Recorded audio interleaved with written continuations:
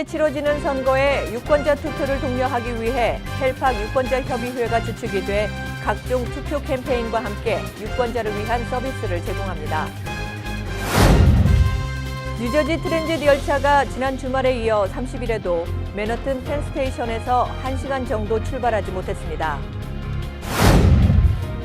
세계 4대 마라톤 대회인 미국 뉴욕 마라톤이 삼엄한 경계 속에 오는 11월 4일 일요일에 개최됩니다. 빌 드블라지오 뉴욕시장은 작년 할로윈에 일어난 트럭 테러 1주년을 맞아 추모식을 가졌습니다. 도널드 트럼프 대통령이 불체자들의 출생 시민권 제도를 행정명령을 통해 폐지하겠다고 밝힌 데 이어 공화당 연방상원도 이 같은 내용의 법안을 추진하고 있습니다.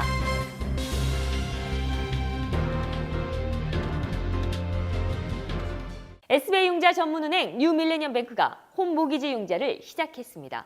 신속한 진행과 간단한 서류로 내 집 마련의 꿈을 앞당겨 드립니다. Member of FDIC and Equal Housing Lender.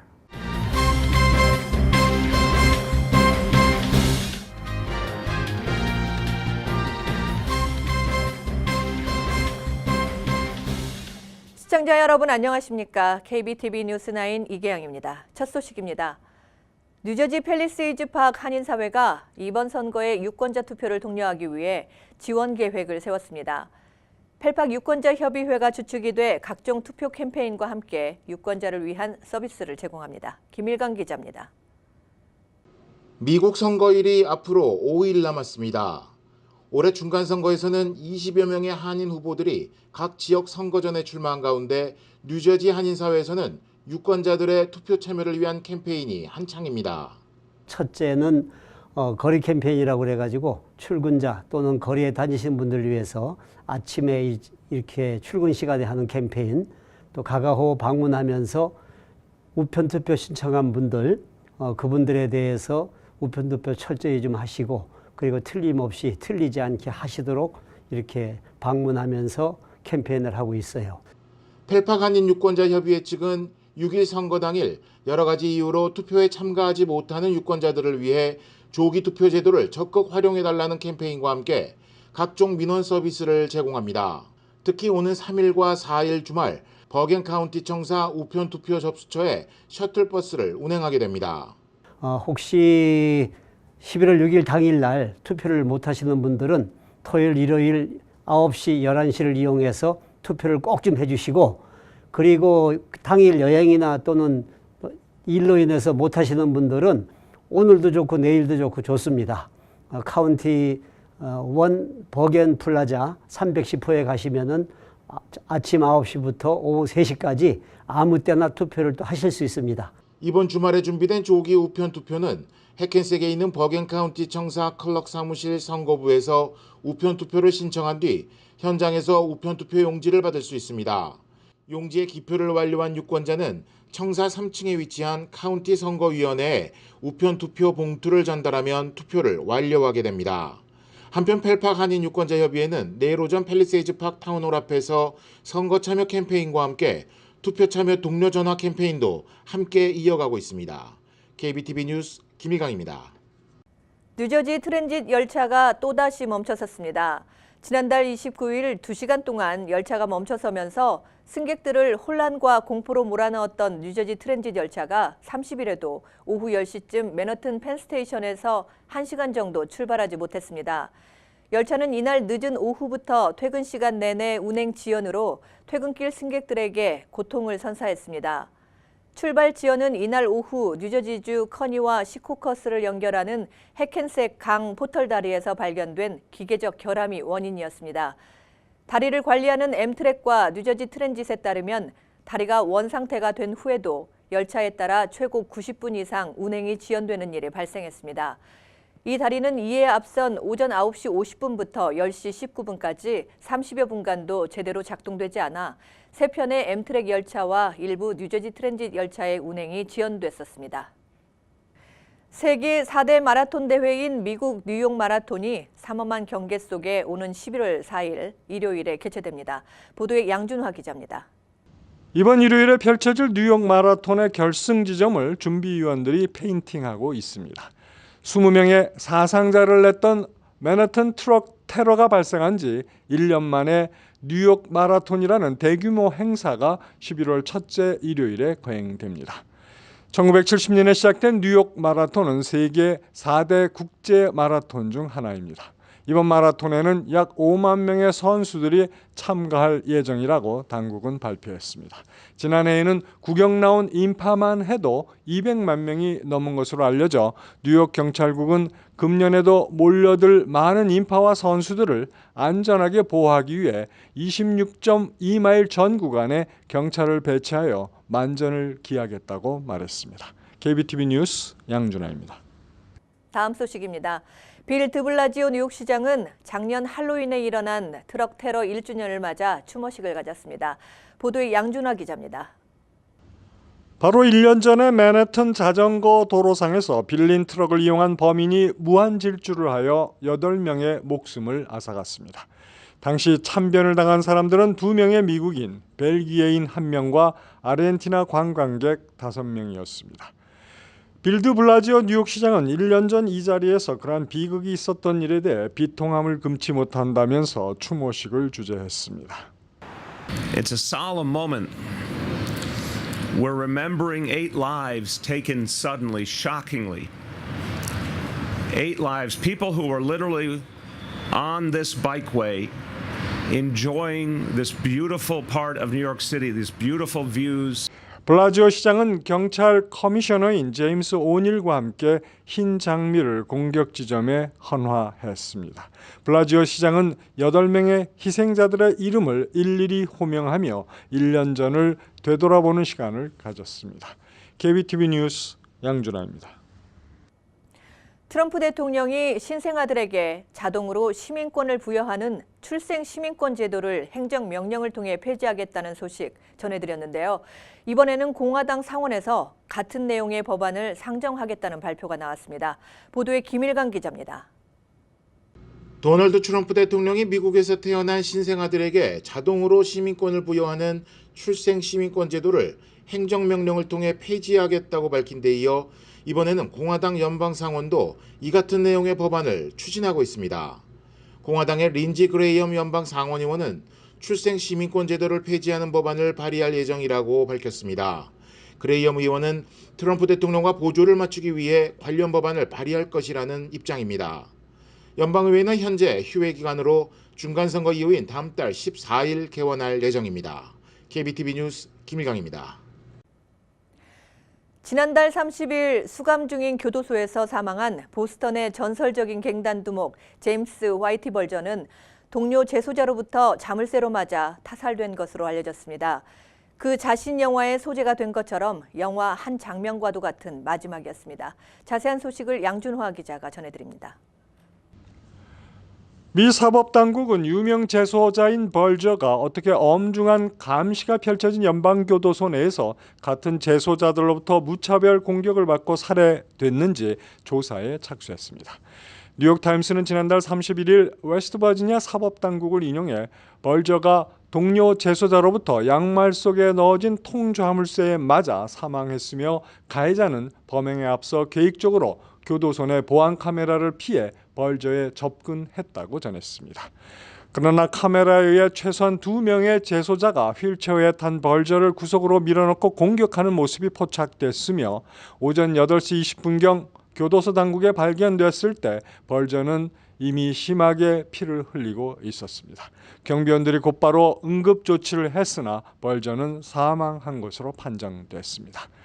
벌저를 살해한 가해자 가운데 1명은 매사추세츠 웨스트 스프링필드 출신의 마피아 암살 요원 포티어스 게이스로 교도소 당국에 의해 판명됐습니다. 그는 현재 상대방 마피아 조직 지도자를 살해한 죄목으로 웨스트 버지니아 교도소에서 종신형을 복역 중입니다. 이번에 살해된 벌저는 보스턴 지역을 장악하던 시절 11건의 살인에 관여한 혐의로 2차례 종신형을 선고받고 복역 중에 참변을 당했습니다. KBTV 뉴스 양준하입니다. 뉴욕 일원에 지점을 두고 영업하고 있는 한국계 은행들이 빠른 속도의 성장세를 이어가고 있는 것으로 나타났습니다.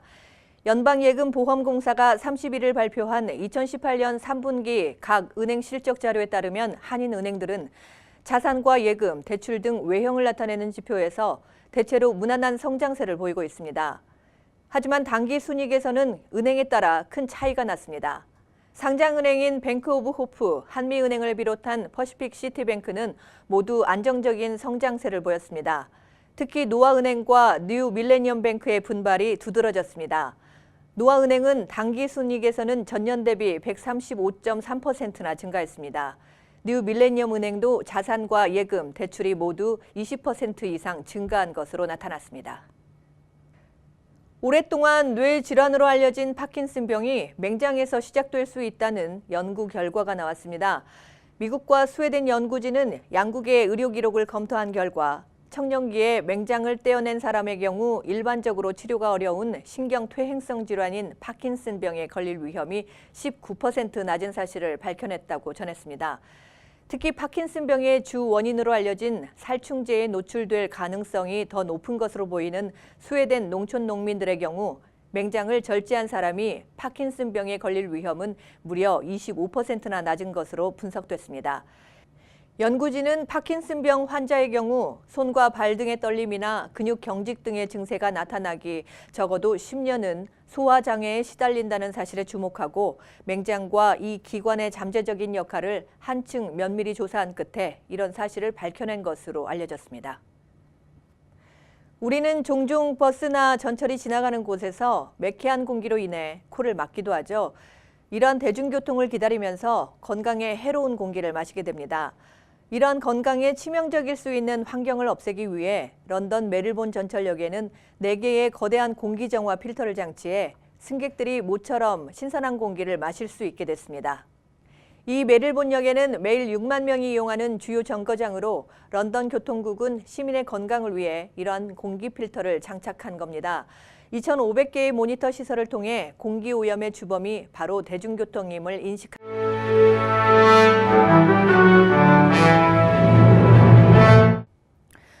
사건 사고입니다.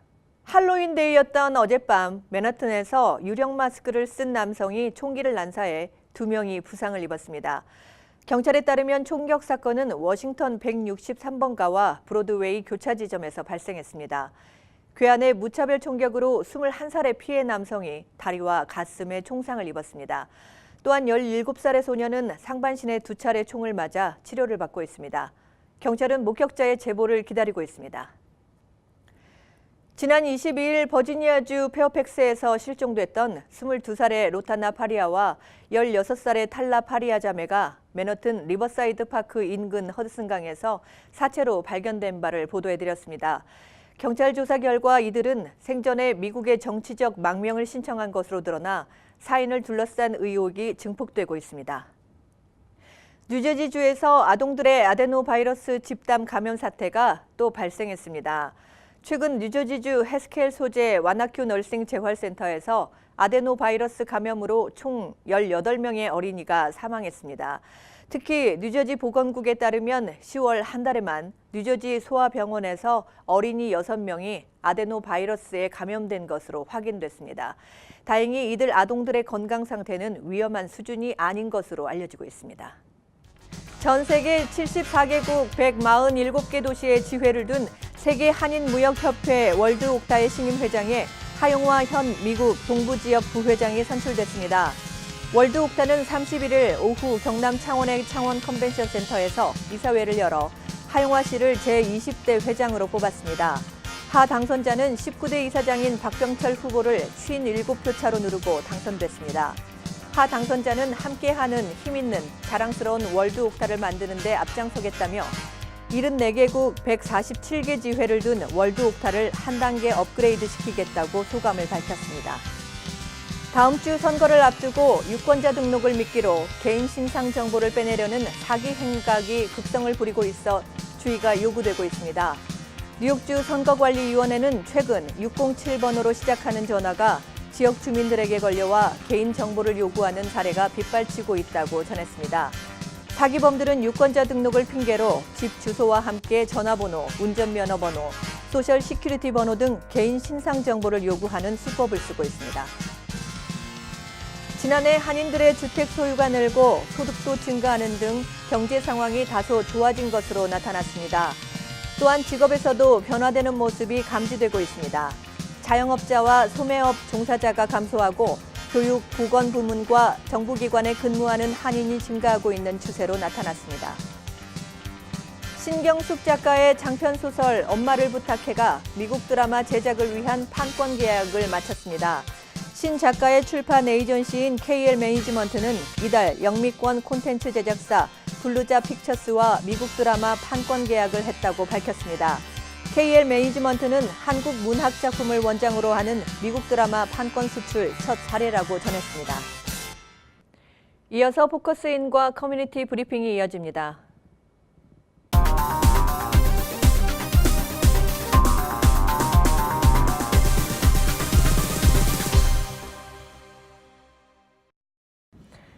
네, 포커스인입니다.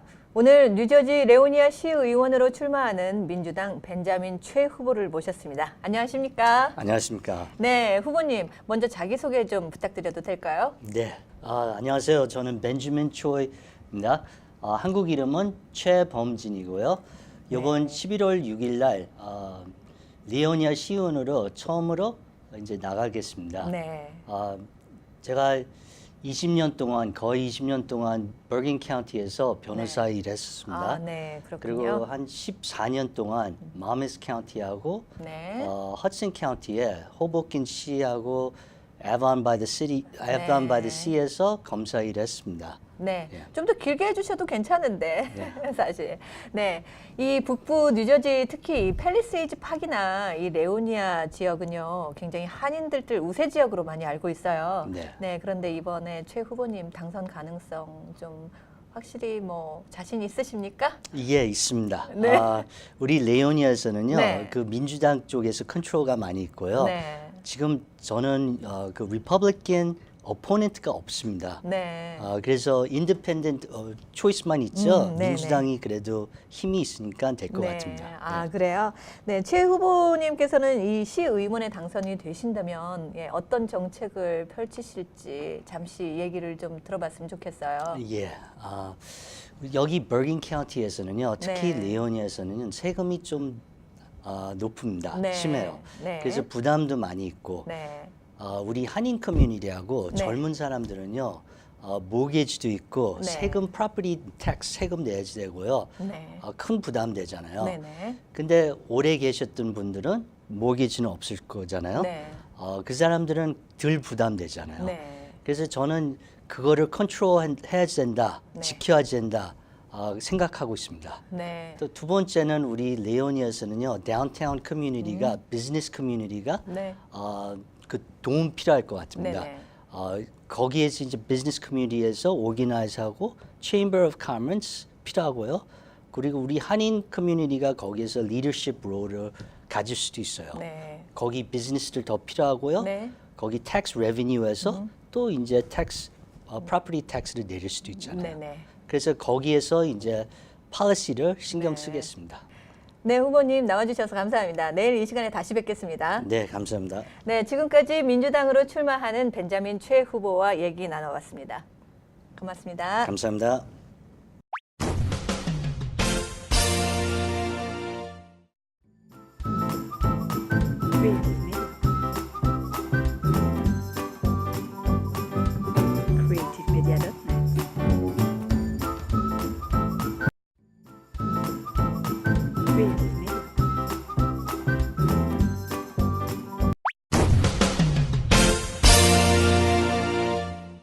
환율과 증시 전해드립니다.